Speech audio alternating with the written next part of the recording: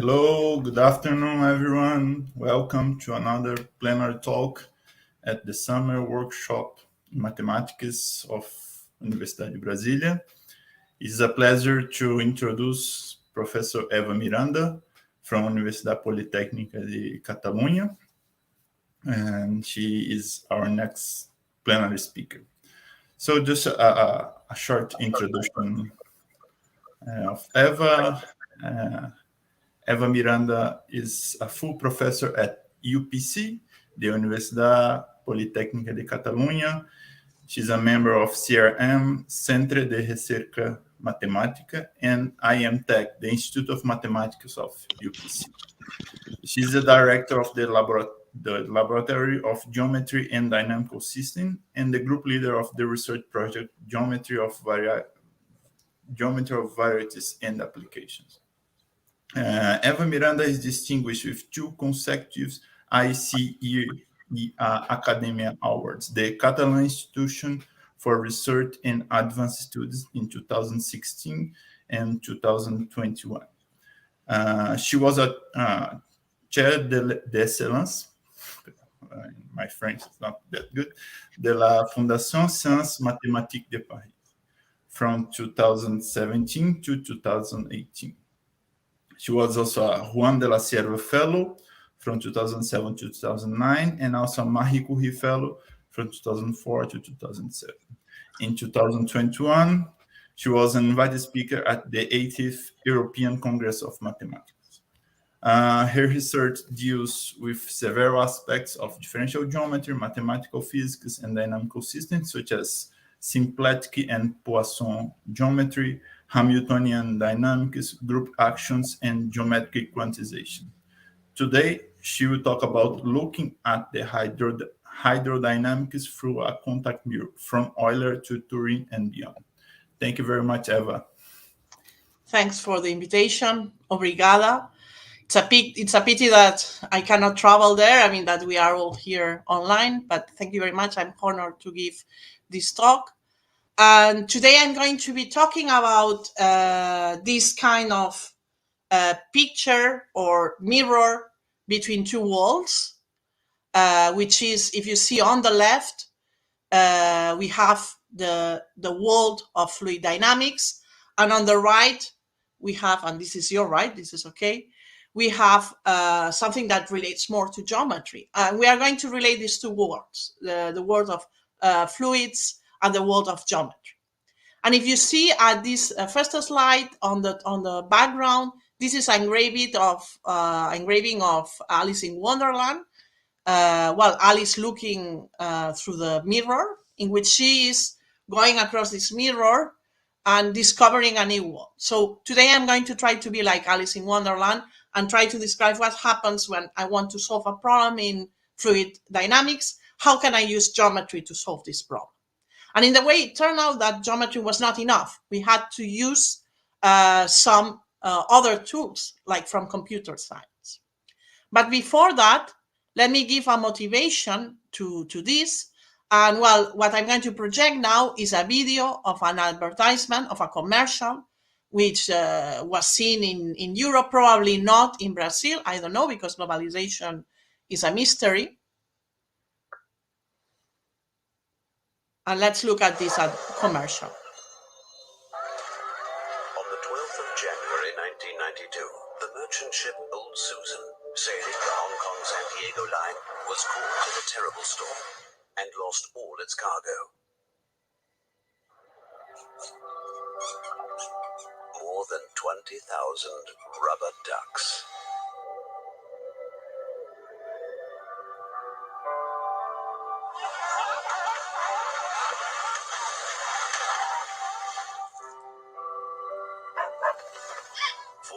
Years and 6,000 miles later, the inhabitants of Stratford in Scotland woke up to the unusual sight of thousands of ducks invading their coastline.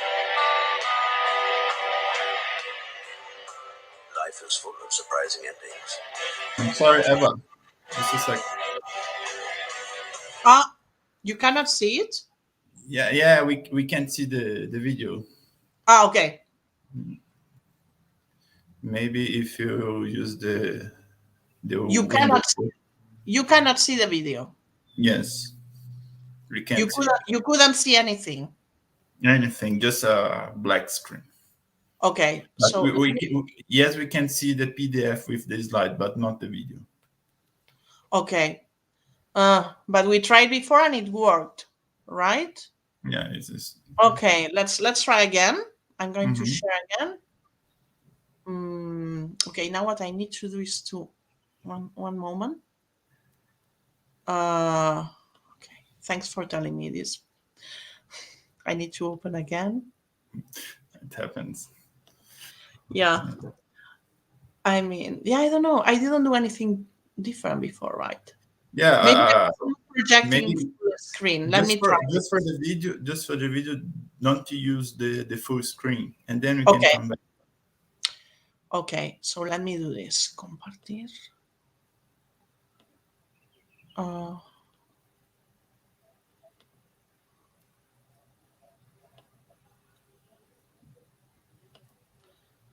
Okay, now you see, right? Yes, and let's try it again. Let's try again. So, well, in any case, if this is good enough, maybe it's okay. I can leave this not as full screen if this is big enough.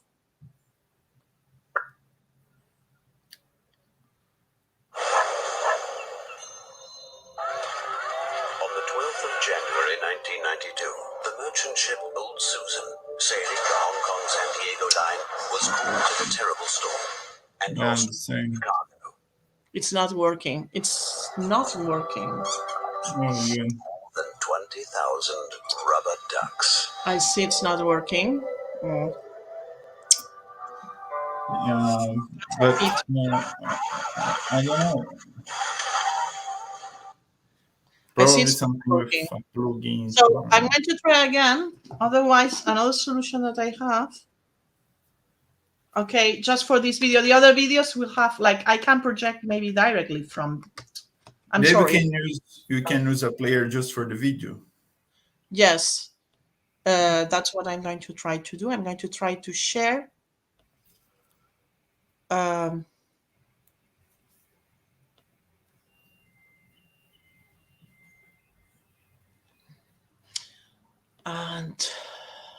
okay, I'm going to.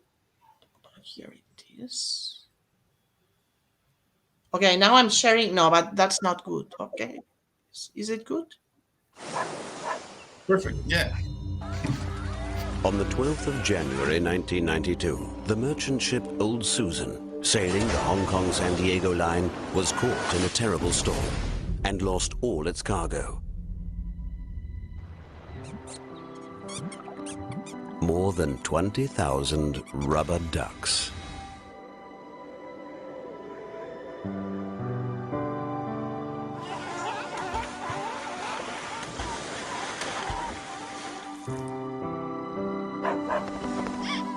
Years and 6,000 miles later, the inhabitants of Stratford in Scotland woke up to the unusual sight of thousands of ducks invading their coastline. Life is full of surprising endings. Okay, now it worked. So now I'm gonna share the video, again the presentation. And I have to maybe stop this. Okay. Keep that.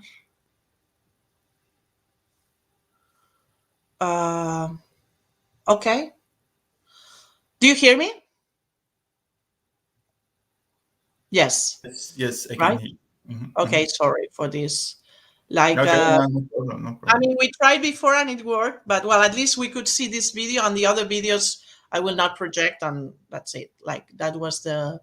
So now I'm gonna select. That's okay. That's okay. Why I don't see this? I'm going to open it, and I'm going to select.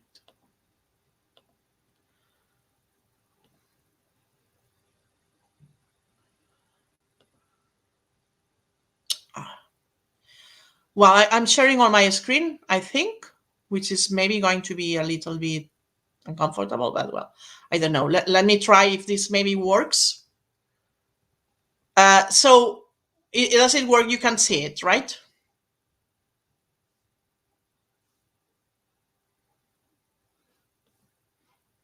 Yes? I cannot hear you, but I hope that you can hear me. Okay. Okay, I can, yeah, it's perfect. Okay. Okay. So, well, I'm sorry for these kind of technical problems, but what I was trying to explain, this video was about the story of these guys, these little guys here, which were called even the friendly floaties. They even have a name.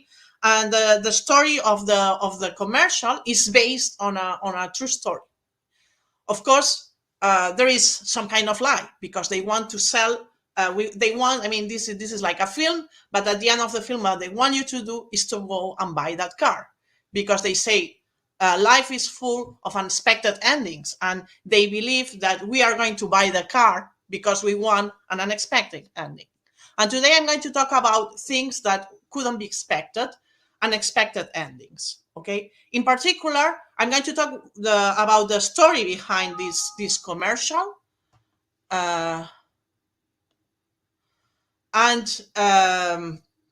Okay, I'm going to talk about the story behind this commercial, which is a true story. I'm going to talk about the mathematics of what happened with these rubber ducks, because in the commercial they say that these rubber ducks ended up in Scotland, but the truth is that just one of them, many of them were expected, as you could see in this piece of information from a newsletter, from a newspaper in 2007.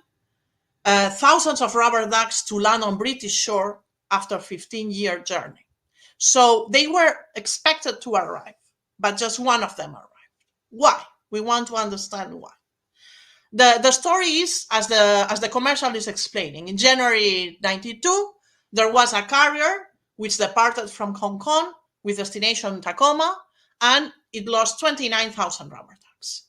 And then what happened is that, well, immediately after, some months later, in November, 10 rubber ducks appeared in Sitka in Alaska. And then, well, indeed, just one rubber duck at the end appeared in Scotland.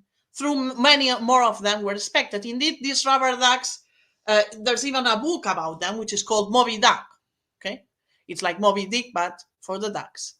And I mean, there is some true story, and indeed there is an oceanographer who was Jimmy Graham, together with Eves Meyer, who started indeed to follow the movement of drifting objects on the ocean, like icebergs or message bottles, etc.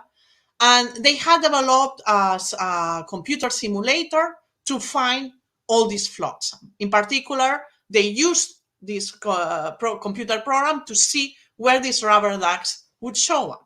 Okay, but well, you know that sometimes computer programs fail. We saw this immediately, and there is here. I don't know why. I don't know if you see, but there is, my computer is becoming crazy. I hope it doesn't clash. So sometimes, I mean, these simulators make errors, and indeed, that's what happened. There was this simulation was not good enough. Indeed, one of the experiments done by Jimmy Graham and Eves Meyer was to throw a big number of messages inside bottles, okay? And then they knew that only 2% of the message on the bottle were recovered. How did they know it? Because if you get a message in a bottle, maybe you don't tell this to the people who organized this experiment. And well, we know that you would tell this to them because they were paying $50 for each of these bottles. So only 2% of the messages inside the bottle were recovered from this experiment. This tells us that there is some kind of error or unpredictability in the process in the journey of the ducks, or in the journey of flotsam. And we want to understand why. Okay, indeed, there is the reason behind this unpredictability would be that, in fact, in nature, I'm I mean, now I see that you see this. Now I see what you see. Okay. In nature, the fluids or the movement of either which are viscous or non-viscous is sometimes unpredictable. Okay. For instance, this is the case of the lava. We saw this. There were a lot of volcanoes since September which have been active all around the world, and it was quite unpredictable, at least in Spain. This is an actual picture from October. From La Palma. It was quite unpredictable to know where the lava would appear. And indeed, there is some connection also with even science fiction. Okay, what's going on? My presentation is, okay, there we go. And there is even, there is a film, and indeed there is a book called Solaris that some of you maybe have seen. The last version is quite recent of the film. And in this film, the sea or the ocean acts as a gigantic brain, okay?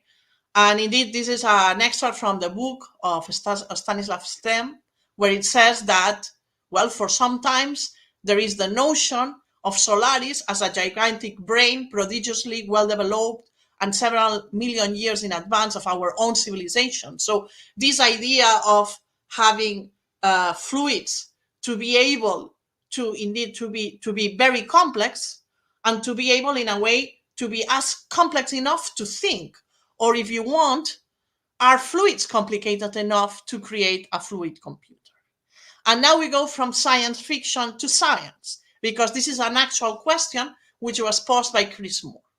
Cris Moore is in this picture here. Here in the middle is Roger Penrose, okay, who indeed wrote a book almost on pop science, talking about the limits indeed of computation and the limits of the mind and computers. And indeed, it was quite recently in 2017 that Terence Tao took again these questions, because he was interested in finding a counterexample to the Navier-Stokes conjecture.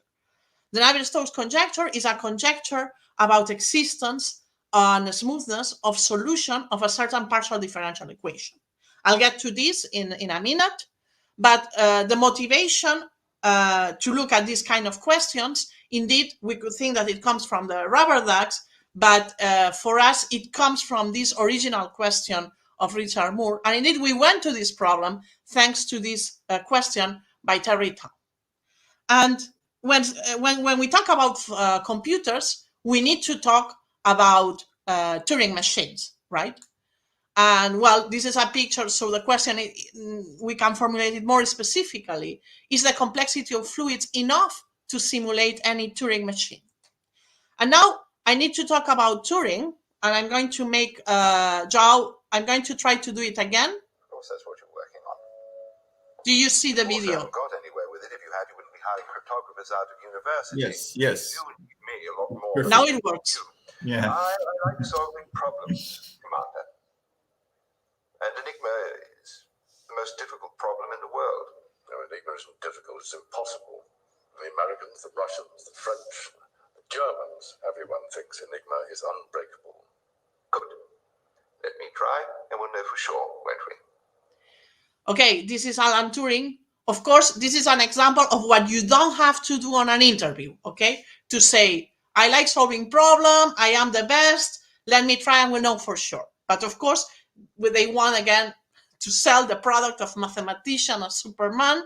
And then the question of Alan Turing is, okay, do you want me to find if I can break the Enigma code? Let me try and we'll know for sure. And well, as you know, that Turing is known for breaking the Enigma code, but also with this attitude that let me try and we'll know for sure, he solved the halting problem. Okay, what is the halting problem? I need to talk a halting problem because this is going to explain why it's unpredictable to know if you will find these little ducks. Well, so I'm going to explain it very quickly. In computability theory, the halting problem is the problem of determining from a description of an arbitrary computer and an input if the program will stop or not, okay? And this is not about your own computer that may, of course, stop or not, but it's about an arbitrary computer. So the question is, the halting problem is there a super machine able to tell me if an arbitrary computer program will stop, will halt, or stop, or will continue to run forever. And indeed, Turing proved that the halting problem is undecidable. And this is something that he proved in 1936. So he proved that it's impossible, there is no general algorithm to solve the halting problem for all possible program and input pairs. Okay, so with this attitude that we saw in the film, say, let me try, he found that it's impossible to solve the halting problem. So the halting problem is undecidable. And the way the proof goes, it's very simple. You assume, I mean, that the idea of Turing is by contradiction. Let's assume that such a machine exists. And this machine is the Turing black box that we have here. And we imagine a computer program in the most simple possible way, like a box. And you put an input and it gives you an output. Okay? And now let's assume that I have a machine that tells me if another arbitrary machine will halt or not. Okay? Then it means that the answer is a yes-no answer. Okay? Now assume that you have such a machine. The idea of Turing is, if I have such a machine, I'm going to tune it in such a way that it reverses the answer. That is to say, if I have such a machine, I just tune it or modify it slightly in such a way that if the machine had to stop, if the answer is yes, then I make it loop forever, which is this picture here. And if the answer is no, so that it doesn't stop, okay, then I make it stop.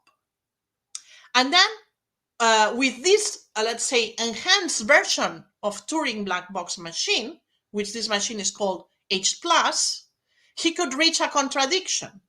Why? Because you can apply, this is like the super machine that tells you if any given machine will stop or not.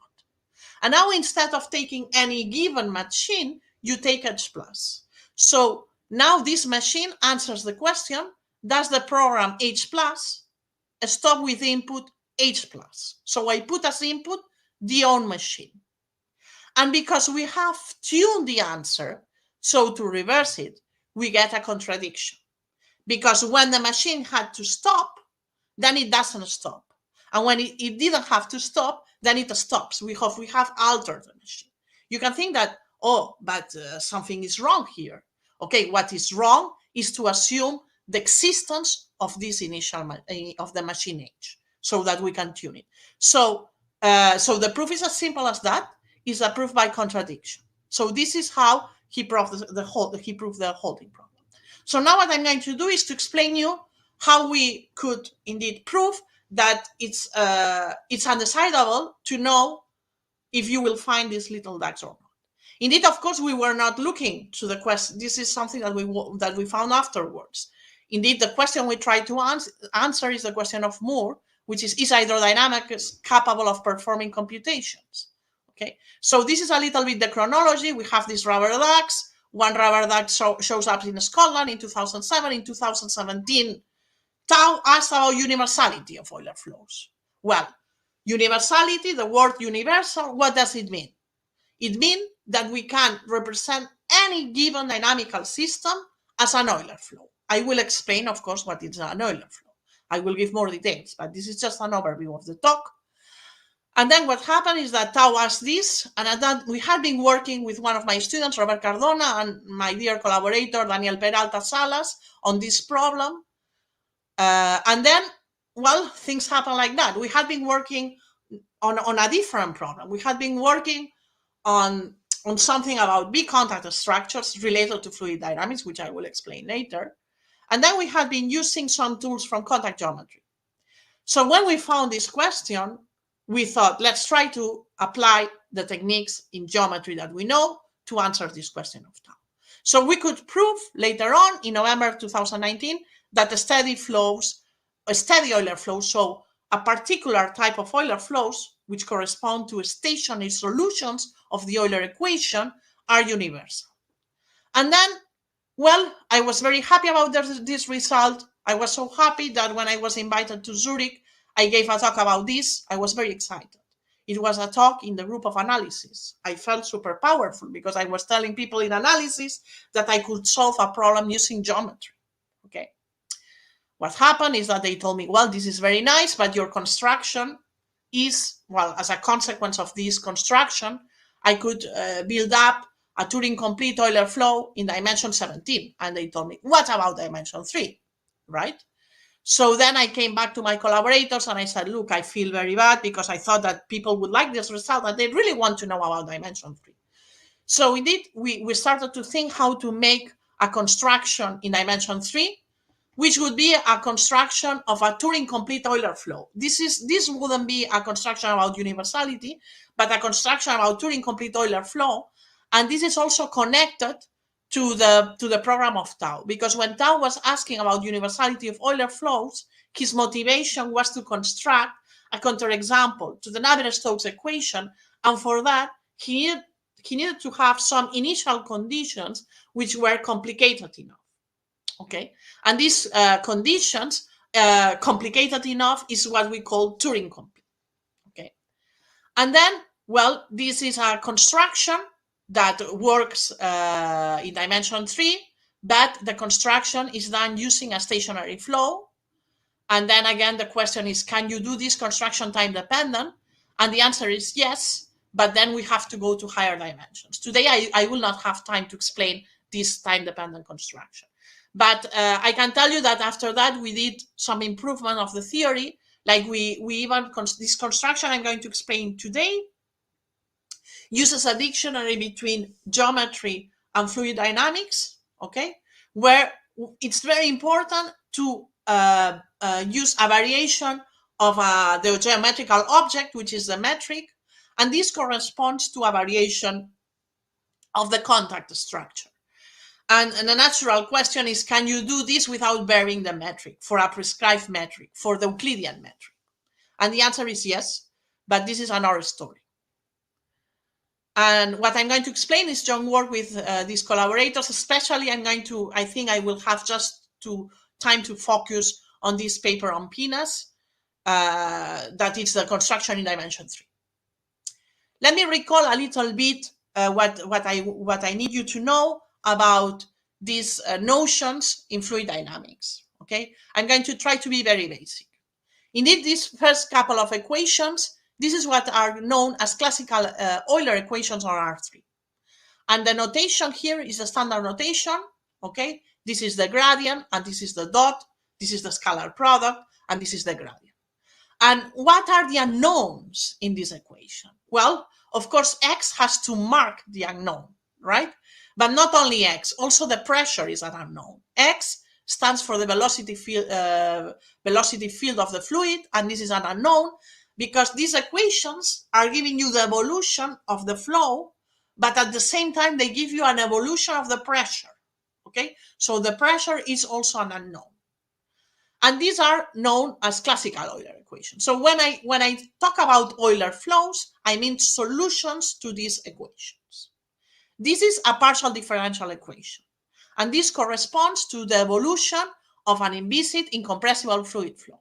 Okay, this corresponds to incompressible fluid flow, and the condition of incompressibility is given by the divergence equal to 0, whose geometrical interpretation is a preservation of the volume. Okay, and the condition, so incompressibility, preservation of the volume, and the condition of inviscid, it means that it's the liquid, or in which this fluid is not viscous, it doesn't have viscosity. So let's say this would be a first step towards understanding the solutions of the problem when the fluid has some viscosity, okay? And then that problem is called the solutions. I mean, those equations have a different name, which are the Navier-Stokes equations. And it's still unknown if there is a smooth solution to those equations. Indeed, this is one of the problems in the clay list. So let's say if we want to first face the Navier-Stokes equations, it's good to take as training initially the classical Euler equations. And one observation I'm going to make is that this expression here, okay, indeed can be seen from a geometrical perspective. We could look at these equations sheerly as vector calculus equations, where you have some gradient, etc.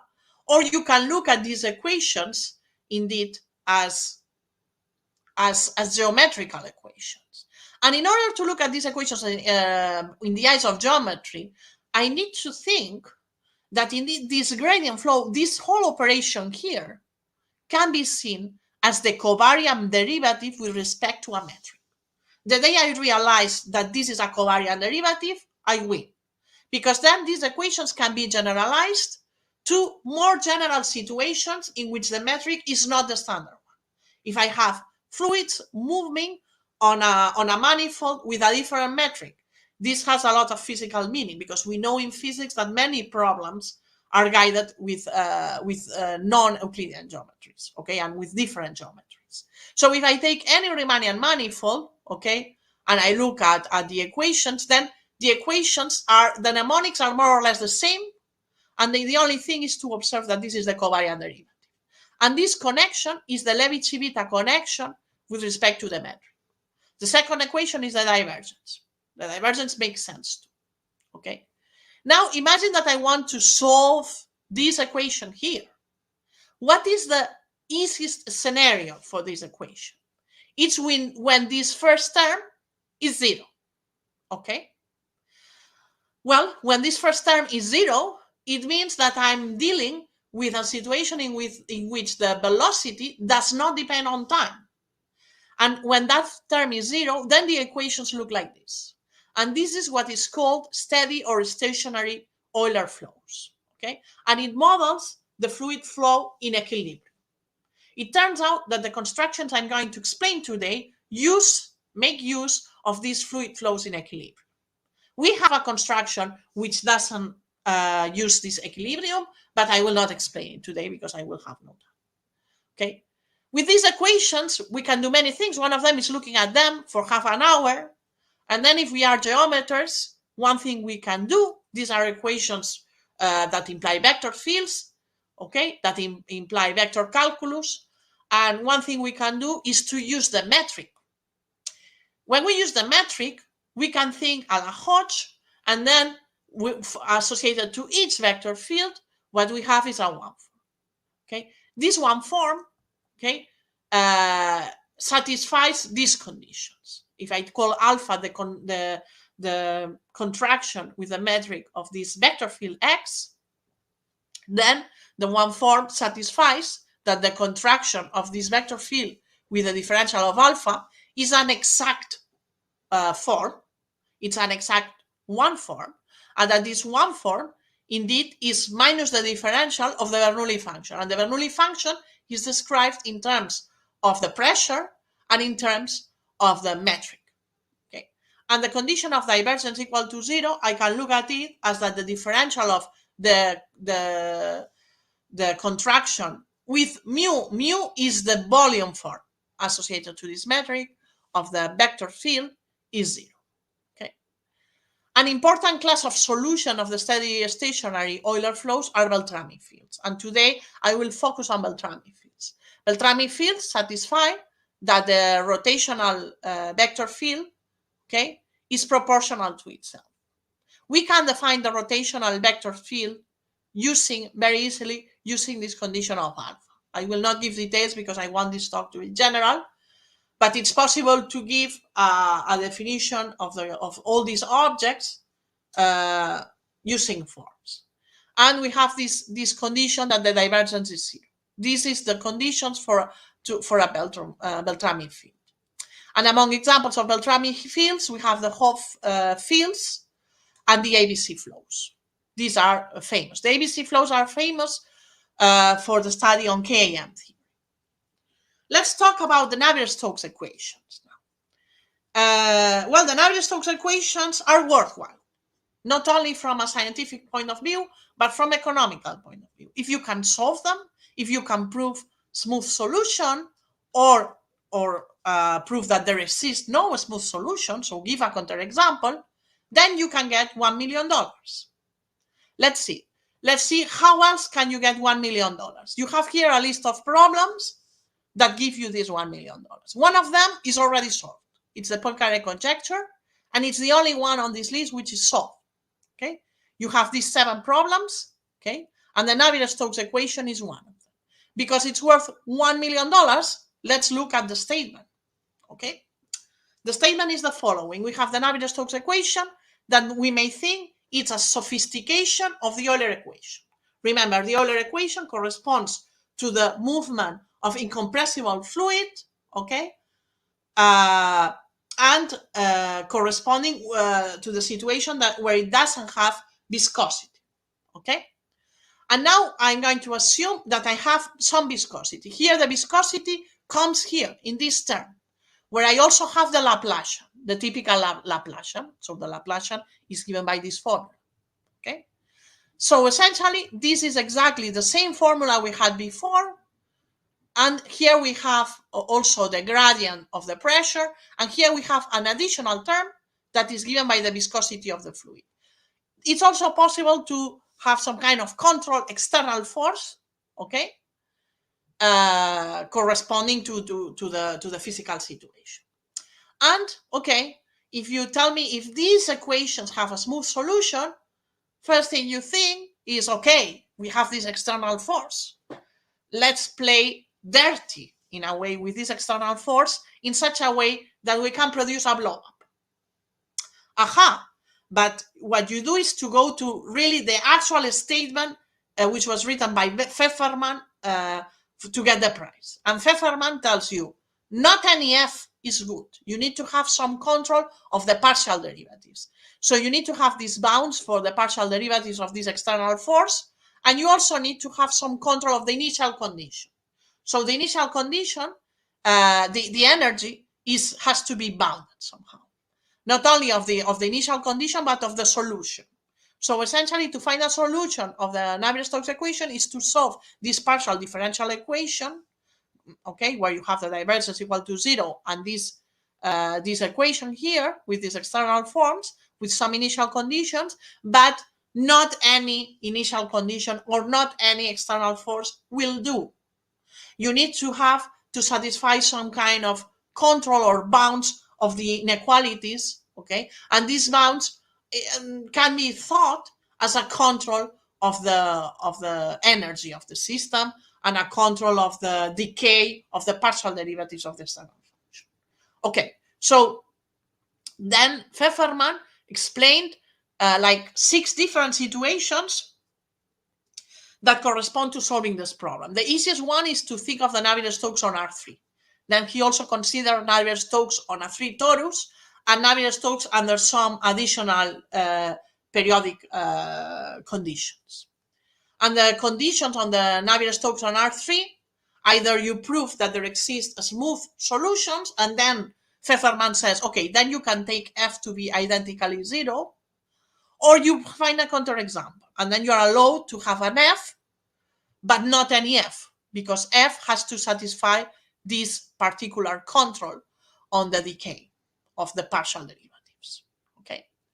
So essentially you say, okay, if you want to solve, you want to get this $1 million, you have to solve, you are in one of these situations. Either you give a counterexample or you prove that there exists.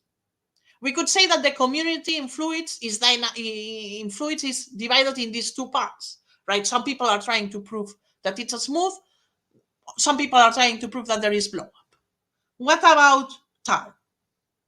Tao is trying to prove that there is blowup, or at least this is the program he started in 2017. There he was asking the following question towards this idea of finding a construction that leads to blowup, okay? His idea was the following. His idea is put as initial condition an initial condition which is universal enough. Universal enough, it means that it can represent many different dynamics. But his idea is use an initial condition in such a way that when you have the evolution of the Navier-Stokes, the situation is a little bit as this matryoshka here. The matryoshka, you get it at present at home, you open a matryoshka, you get another matryoshka, another matryoshka. It's a kind of no-end situation, right? So his idea was a little bit as the matryoshkas. He was thinking of initial conditions just as the evolution gives a copy of itself. And the motivation to look for this condition comes from a construction he has of the blow-up of the average Navier-Stokes equation. This construction is based on a dyadic model in which you have a condition of supersymmetry. So in all, his motivation, this is the motivation, and he wanted to create an initial datum that is programmed to evolve to a rescaled version of itself. And this idea of rescaled version of itself, or self-replicating machine, made Tao think of finding, as test, as initial datum, a very rich initial datum, that it has the properties to reproduce, to simulate any computer. And this condition is known as Turing completeness, okay? So his question is it possible to construct Turing complete fluid flows? And this question reminds the question of Cris Moore. And also the other question, or the initial question, is can any incompressible vector field be embedded as an Euler flow by increasing the dimension of the manifold? This question obeys to the same program, because he wants to test among this initial datum the one of Euler flows, okay? And to put them as test is good enough. It's good to know if they are representative enough of any initial datum. Okay, so what I'm going to do now is to answer this question. So to provide a construction of a Turing complete flow in dimension 3. Okay, and I will do it using these Beltrami flows that I introduced. So in order to explain very easily universality, I'm going to use these pictures. This is a standard picture of Barcelona in December. Okay, this is I don't have to do an effort. This is the picture I get. And if I go to Paris, this is not a standard picture of Paris, because you have this guy skating. What is this? But it doesn't matter. If maybe there are 7 differences, maybe there are 100 differences, but if you are far away enough, you don't see this difference. Now, if you are in the International Space Station, from far away, you don't see the difference. The idea of universality is the same. Can you represent any dynamics as an Euler flow? So can you embed the dynamics as the solutions of an Euler flow?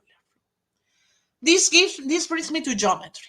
I need to talk about the geometry of forms, and I need to talk about contact geometry.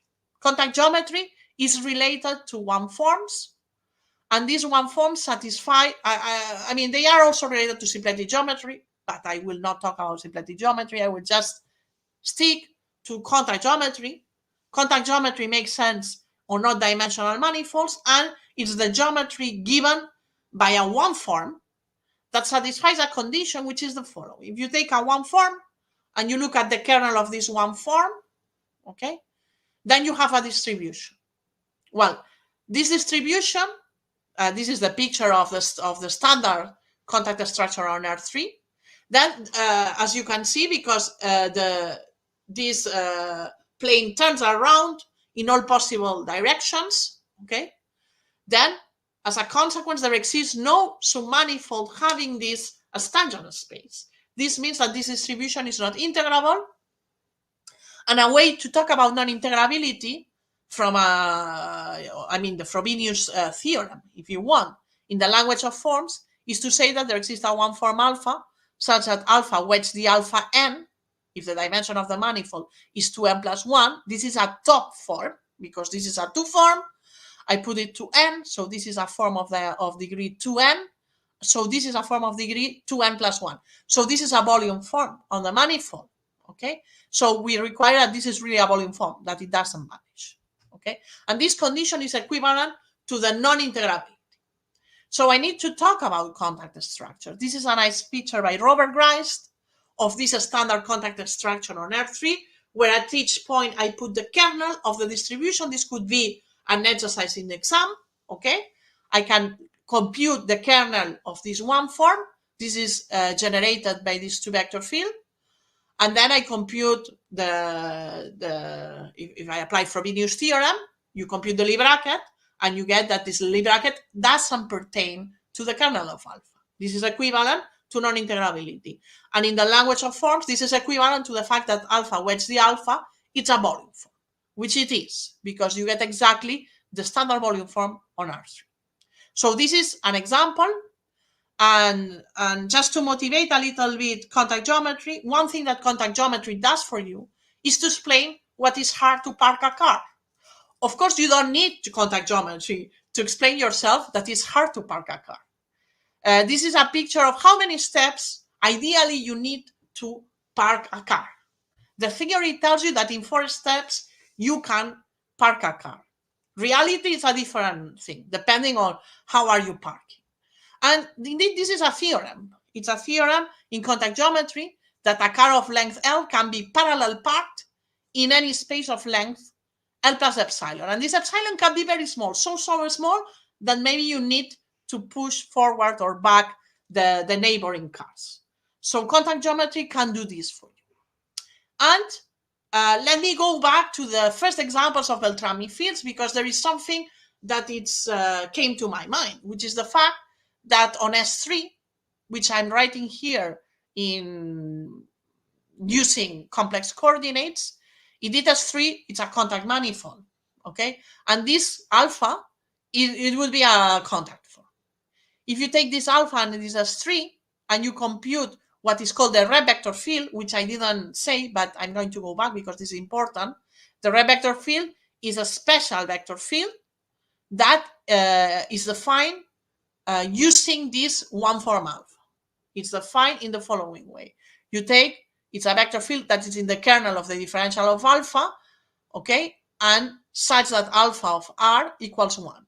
And there is a unique vector field satisfying these 2 conditions. This is called the Revector field, and it's an important vector field. Once you have the Revector field, indeed you can talk about Hamiltonian dynamics on a contact manifold, but I will not talk about Hamiltonian dynamics, just about the Revector field. And what's surprising is that, okay, for this case of the sphere, of the 3 sphere, if I compute the Revector field, I get this Revector field. And if you simplify this is an exercise for the students, you get exactly the linear vector field that corresponds to the Hopf vibration, okay? The Hopf vibration is a way to divide S3 and to visualize S3 as a vibration over S2, okay? And well, here we have the classical mem. Wait, it's all Hopf vibrations, always has been. So what it means is the following. I said that the Hopf field is an example of Beltrami field. This is one of the examples I provided. But it's also an example of Revector field. So what's the situation? Is it the same? Well, what happens is that there is a magic mirror between, as I said, between fluid dynamics and geometry. So what happens is that this is the magic mirror, and this person here is John Ednar, and this person here is Robert Grice, okay? And this magic mirror does not convert Ednar into Grice or Grice into Ednar. I'm not going to comment about this. But what it does for you is that it converts a Beltrami field into a Revector field. To be more precise, it converts a Beltrami field into a vector field, okay, that maybe it's not exactly the Revector field, but it's in the direction of the Revector field. So we can always reparameterize this Beltrami vector field to get a Revector field with respect to a contact structure. And what is the contact structure? Well, we use this idea of duality. Take your Beltrami field, contract it with the metric, okay? And then the stationary equations read like this, okay? And because of these stationary equations, it's easy to prove, but it's a big result, that this one form is a contact structure. And the proof that Ednar and Grice did, it was in dimension 3, but it works in any dimension. This is something that, indeed, with Robert and Daniel, when we came across this question of Tao, which is, I was in the train, when we could travel, right? I was bored, people were shouting in the train. So I looked at Twitter, and then there was this question of Tao. I said, oh, but let's apply this idea of contact geometry to this question of Tao. And indeed, this is what we did. So this magic mirror allows to do a number of things. For Ednar and Grice, what they did is an application of a result which is well known in geometry. At that time, it was known for S3. Now it's known for any 3 manifold and other situations, which is the Weinstein conjecture that tells you that a Revector field always has a periodic orbit. Okay. Then they translate this through the mirror as the periodic orbit for a Beltrami vector field. What we can do is indeed to use this mirror to answer the two questions of Tao. First one, we can prove the universality of Euler flows, okay, by applying, because through the mirror, okay, if I have a Beltrami field, then it's a Revector field. So if I can prove something for the Revector field, as an outcome, I have it for the Beltrami. And the other, the construction of that I will explain very briefly, of the three-dimensional Turing machine, indeed it uses the idea of suspension. We have a construction which is in a plane, and then we upgrade this to a three-dimensional construction by using suspension.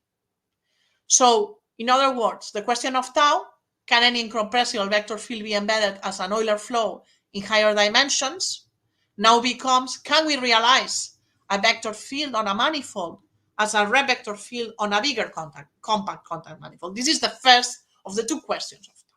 Let's answer this question. And I'm going to answer this question using geometry. Okay. First that you think about this, when we realize that we had to translate this question, you have no clue. You start making errors. But then you realize, after making many errors, that the right condition is geodecibability. Okay. A geodecimal vector field is a vector field, and this is something you all know, is a vector field for which there is a Riemannian metric such that the orbits are geodesics of unit length. It was Hermann Gluck who came up with a description of the with a definition of the geodesimal vector field using one form. And his definition was that there exists a one form such that alpha of x equals 1, and the contraction of x with the differential of alpha is 0. And then you look at this condition and you think, and you say, wait a minute. The definition of Revector field that you showed me 2 minutes ago is exactly this definition. So that's it. No, that's the proof. That's trivial. Wait. Gluck tells you that for a geodesimal vector field, you need to have a one form satisfying these conditions. What Gluck doesn't tell you is that this alpha is a contact form. That's the question. The question is, you get this alpha, okay? Can you deform this one form to a contact structure? That's the question. So the question one, is this sufficient? And question two, how hard is to get a geodesimal vector field? Well, if I didn't have the right to increase the dimension, this would be hard, okay? But as I have the right to increase the dimension, it's very simple, because if I have a periodic vector field, its suspension is geodesimal. And this is an exercise that I leave to the students, that just by increasing, let's assume that this vector field is periodic. What if it's not periodic? Okay, I can solve the problem, but the solution is different, okay? Let's assume that it's periodic, okay? Then just increase it, promote it by multiplying by S1, do the push forward, you have a new vector field Y, and take as alpha the differential of theta, where theta is the angular coordinate, okay? And then this alpha satisfies the right definition. So if your initial vector field is not geodesimal, don't worry. You increase one dimension and it's geodesimal. That's the answer. And the question one is more difficult. So the question is, do you have a form that it's not contact? Can you deform to get a contact form? And indeed, the idea comes from geometry, and it comes from the H principle. When we were thinking about this, indeed, there was this kind of recent result of Borman, Eliasberg, and Murphy, in which they were deforming forms to something called almost contact structure, to contact forms. Indeed, they were able to prove they were able to answer a natural question. For instance, if I have a three-dimensional manifold, a natural question is, does this admit a contact structure? And the answer to this is yes. What happens in higher dimensions? In higher dimensions, the answer is the only obstructions that we have on this manifold are topological, okay? And these topological obstructions can be seen as this almost contact, can be seen as a condition of some vanishing of some cohomology, okay?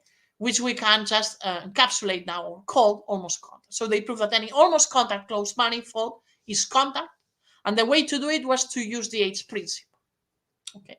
So we have used this idea of Borman, Eliasberg, and Murphy to prove that Euler flows are universal. How did we do this? Well, what did we prove?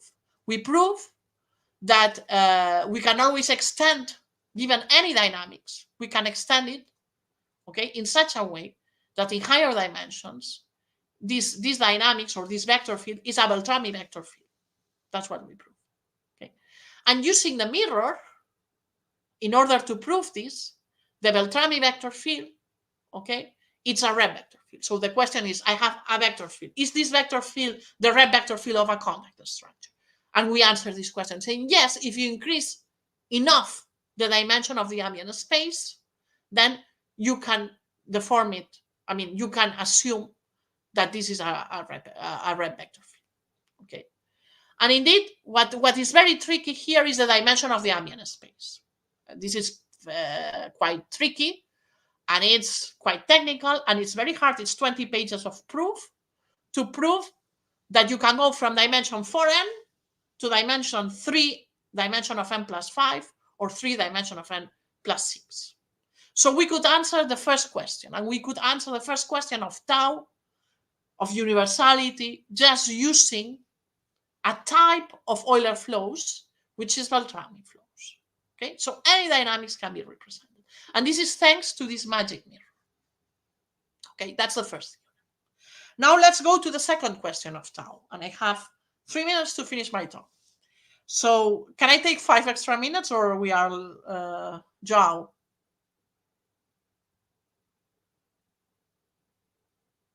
I don't hear you. Just yes. Okay. Can I take 5 extra minutes or not? Yeah, How that's much okay. time I have left?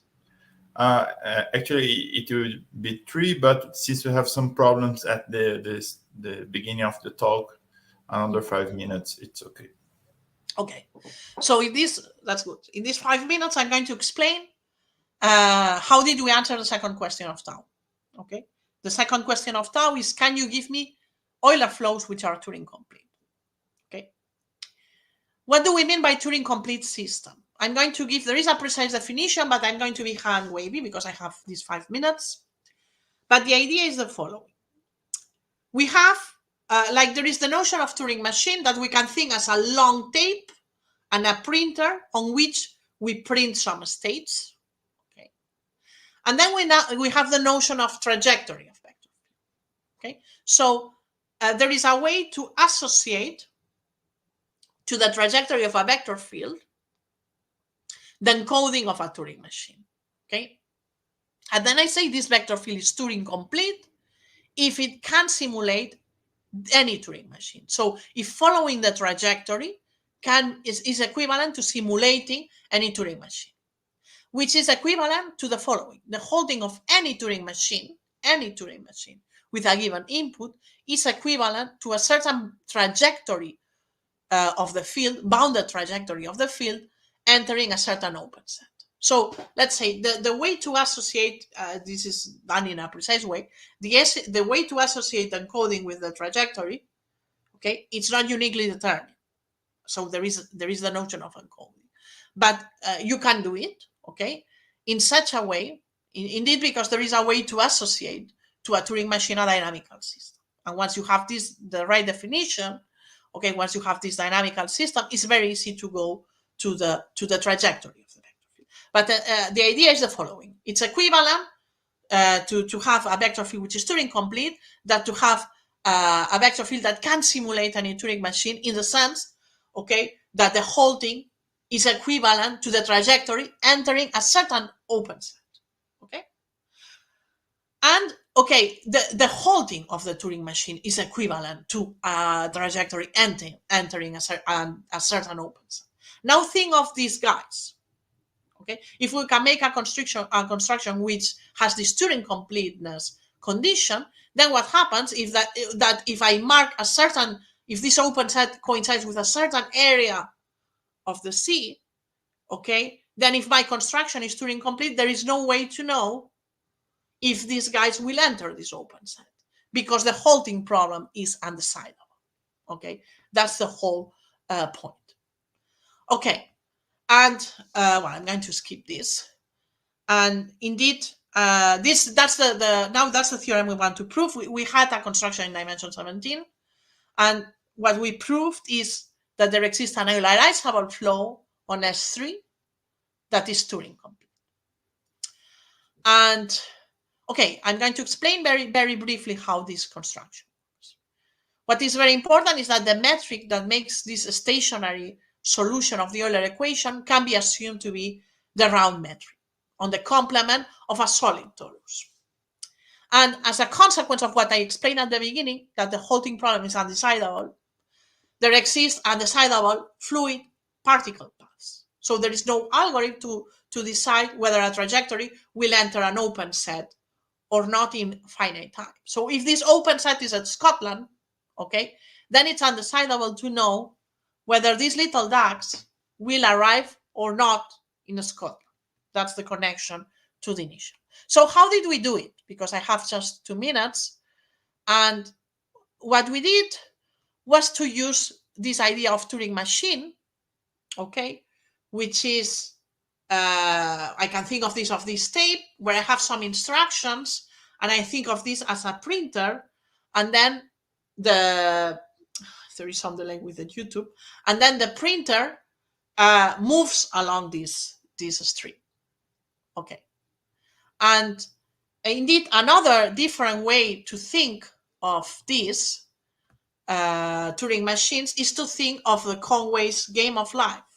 This is indeed it's equivalent to a Turing machine. This is a system where you have some cells that die and some cells that survive, and you can think of this as a 0-player game. So very boring game unless you play it on a torus, because if you're playing on a torus, then it's a very funny game. And so you have some initial condition, you have some conditions of death and life of the cells, okay, and then according to these conditions, you have survival or not of these cells, okay. So it's equivalent to have this or to have a Turing machine. And the connection to dynamical systems indeed is very well described by the Cantor set. The Cantor set in this film, this is a kind of simulation of the Cantor set, is constructed from the interval, just taking you divide it in 3 parts and you take the middle part. And this is something that you do as an iterative process. So you throw always the middle part. What is left is called the Cantor set. A good way to describe the Cantor set is using ternary decomposition. But what is obvious from this presentation that I'm doing of the Cantor set is that this is a dynamical system. And this observation came very handy, because the way, indeed, and this is going to be a black box in my last minute of the talk, I will say that the 3D construction that we do uses the mirror in the following way. It uses a construction in dimension 2 that I'm going to leave as a black box, but it's a construction that extends a former construction of Cris Moore, and which uses this idea that Turing complete, indeed, it's equivalent. It's equivalent to what is called a generalized shift, and a generalized shift can be completely understood using symbolic dynamics. Essentially, any generalized shift is equivalent to mappings on the square Cantor set. So this example that I show of the Cantor set is, let's say, like a toy example for our construction. And indeed, so if you have mappings between 2 Cantor sets, this is equivalent to constructing a Turing machine. So what we did with my colleagues is to take the construction of Cris Moore, extend it to a diffeomorphism, because you have a mapping between 2 Cantor sets. So you have plenty of holes on these squares. And these Cantor squares, you have these 2 Cantor squares, and you have plenty of holes. What we did is to extend this from the square to the disk, okay, to a smooth diffeomorphism that preserves the area and is the identity close to the boundary of the disk. And then what we did is the following idea. This idea, it's an idea from contact geometry. The question is, okay, you have this diffeomorphism. Can you represent this diffeomorphism as the time-one map of a Revector field? And the answer is yes. Once you know how to do this with Revector fields, then, well, I mean, and this is an exercise in contact geometry, very, very easy exercise. and this condition that the diffeomorphism is close to the identity allows you to extend this construction from the neighborhood of this torus, from this dense torus, okay, to the S3, to the S3, to the 3 sphere, okay, and then this game you play it with the contact structures and with Revector fields, and now you use your magic mirror. So once you have this construction with the magic mirror, okay, you obtain a Beltrami field. And this Beltrami field is Turing complete. Why? Because the two-dimensional diffeomorphism is Turing complete. And the extension that you do of it is like this suspension procedure, which is holonomic, if you want. I mean, it's totally explicit. So it's totally, the construction is Turing complete. So by means of this mirror, this Bell-Beltrami mirror, this gives you the three-dimensional. So we give a complete construction of this Turing machine just using geometry. And that's the end of my talk. Thanks a lot. Joe, I'm back. Okay, Eva. Thank you very much for the nice talk. It was really interesting. Yeah, we already have a question here. It is a question from Daniel Ventura. And the question is, was there any particular reason to work with TM, I believe it's Turing machine? Turing machine, yeah. As the computation model in this work? Yes. So, well, I mean, okay, that's a very good question indeed, because you could think, can you try to use quantum machines? I mean, there is also the notion of quantum Turing. Can you try to use other computation models? Maybe you can try to use them, but you know that they are, I mean, there is a result in computation that tells you that because it's universal, this Turing machine that you are using, that's the best you can do somehow. I mean, of course, from a computational point of view, it's interesting to test other models and see if you have some improvements computationally. But let's say the final result would be, in a way, equivalent for us. That's why we use Turing machine. That is one reason. And the second reason is that our construction really uses a former construction by Cris Moore that was done using this Turing machine. And I think that the real answer to this question is that among all the computational models that you have, the one that is closer to dynamical system is the one of Turing machines.